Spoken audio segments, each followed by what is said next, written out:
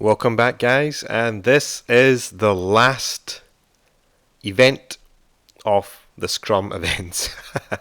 and it's the fourth one, which is called the Sprint Retrospective. It is that meeting whereby only the Scrum team attends, product owner, Scrum Master, and development team, and not the stakeholders. So it's just an event for the immediate team members to get together and discuss how well did the last 2 weeks, 3 weeks, 4 weeks, 1 week, whatever it is, go. How well did we perform? And in this meeting, you might have attended one of these meetings before, where you see sticky notes, the post-it notes come out, and they write down, what went well, what didn't go so well, how can we get better.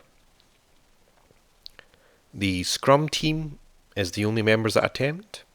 So, and the Scrum Master makes sure this meeting is happening, and it is time boxed to 2 hours, maybe 3 hours, but maximum on the sweet spot I would recommend is about 2 hours.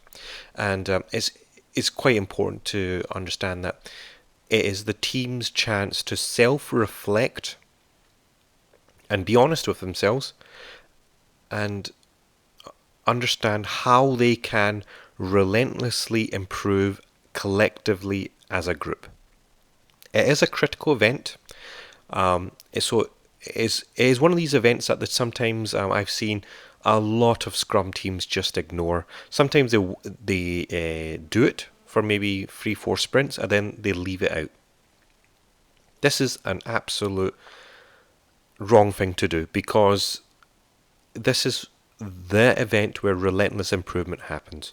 It is the event where you can initiate some of the best ideas can come into life. Is from the team self-reflecting on its own way of working and suggesting ways of how we can get better. If that doesn't sound good to you, there's no other event that allows you to do this. So Scrum, the 4 Scrum events have been designed to help certain aspects of the way of working, and the Sprint Retrospective is really one of those ones which you just cannot leave out. And it's important for the Scrum Masters to make sure that when this event is happening, that they don't allow too much of an argument to happen. Sometimes there's a debate that starts to occur. Sometimes there's too many post-it notes and nobody can focus on the one thing.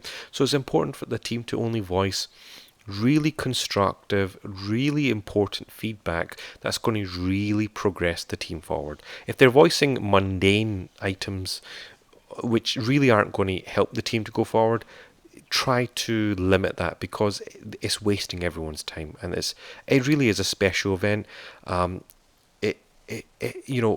It's how they can get better as a team.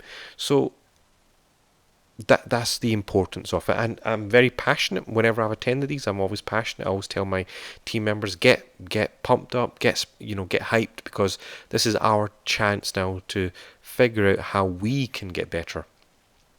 And the important thing is that when this event happens, that the product owner is there, the Scrum team, the development team, and the Scrum Master there.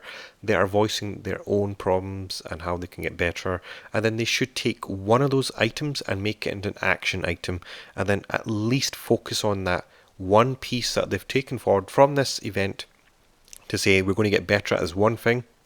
And then when they come to the next sprint and at the next sprint retrospective, and find out and investigate, did they actually get better at this one thing? So that's a real key thing. It's a really key event, and it is everyone from the Scrum team attends. There's no stakeholders, and they reflect on how they can get better as a team. It's absolutely critical, and they have to at least focus on actioning one thing.